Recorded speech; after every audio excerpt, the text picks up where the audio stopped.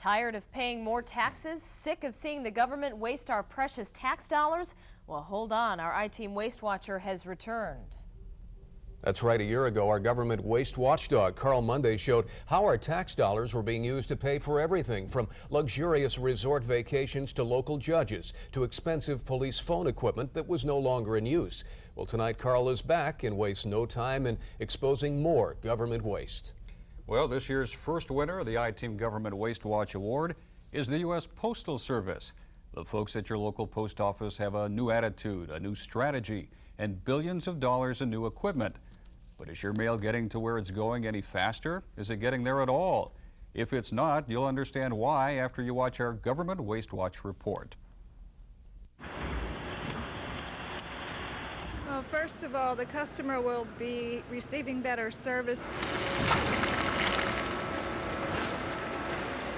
We'll be able to handle more volume with the same number of people. The speed on these machines is 20,000 to 30,000 pieces per hour with only 2 operators. The Postal Service is spending $5 billion to automate its mail delivery system. But even that's not enough to prevent the post office from losing 5 of Diana Canassa's home mortgage payments in less than a year. This goes back to December of last year? December last year when the first house payment didn't make it to the mortgage company. And that mail still hasn't turned up? No, it hasn't. Since December? Since December '92. It's not just Diana's mail the Postal Service has lost.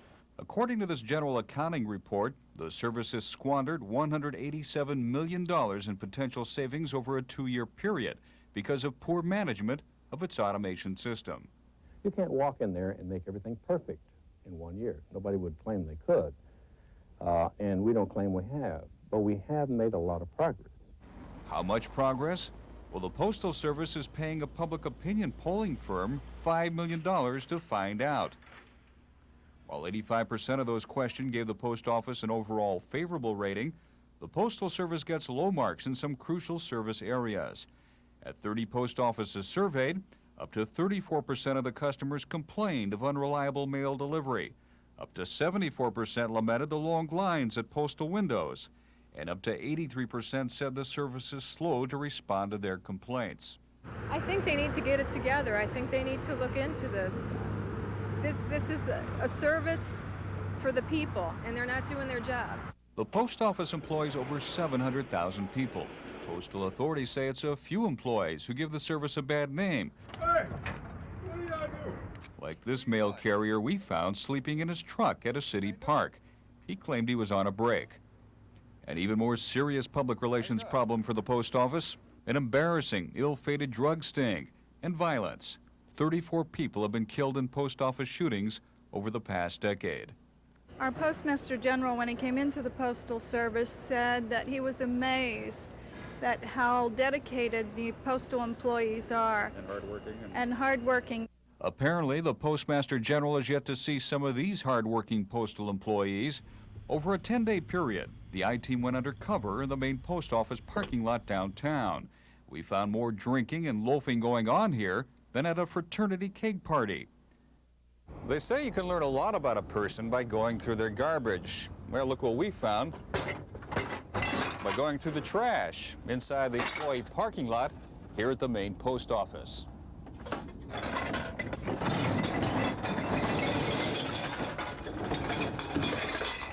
At the main post office, booze is the beverage of choice, all hours of the day. It got so bad, supervisors called a special meeting to warn workers that the binges were getting out of hand. That didn't stop these 2 postal employees from pounding down a few. It's only 10 a.m., and already this guy's enjoying a bud. He chases it down with some hard stuff and another beer, followed by some liquid refreshment from a second liquor bottle. A few days later, neither rain nor sleet nor snow kept the same postal worker from his familiar spot in the parking lot and his portable bar. You been drinking on the job at all? Not at all. I don't drink Nothing? on the job. You don't drink? Not good for you, huh? No, I don't drink. Can't get the mail out drinking on the job, huh?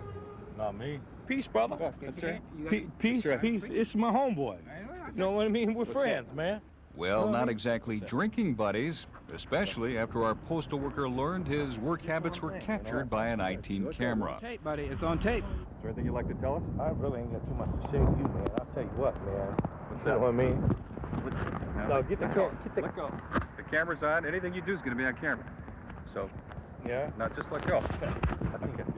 Oh, yeah, film it, brother. Hey, just Insiders tell us supervisors are hesitant to enforce work rules for fear of their lives. We're told one supervisor had her tire slashed. Another was beaten so badly by an employee, he had to be hospitalized.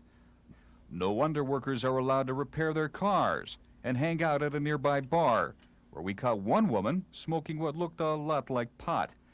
Is there a substance abuse problem at the post office? We have no more of a problem than any other American business by statistics. But how many private businesses do you know that would allow this kind of brown bagging in the employee parking lot? How's the mail moving today? Mail moving pretty good? Yeah. What's your name? Say, You been drinking? yeah. What have you been drinking? Hard stuff? Beer? Oh, about a fifth of that. About a fifth a day? Yeah. Your bosses let you drink out here? They don't say anything, huh? No. How'd you like a mint? You could sure use one. Would you like a mint? Yeah. You want one? Here. Your bosses get a whiff of that. Think you can stand up? You need some help? No. You be all right? Yeah. All right. In just 1 year, the General Accounting Office says the post office lost nearly $10 million because of low productivity and inefficient work habits. This cost me a great deal of money. The day before the primary election, one of the days we found postal workers partying in the parking lot, the Maine Post Office lost 5,000 pieces of campaign mail that Councilman Mike Polensik sent to his constituents.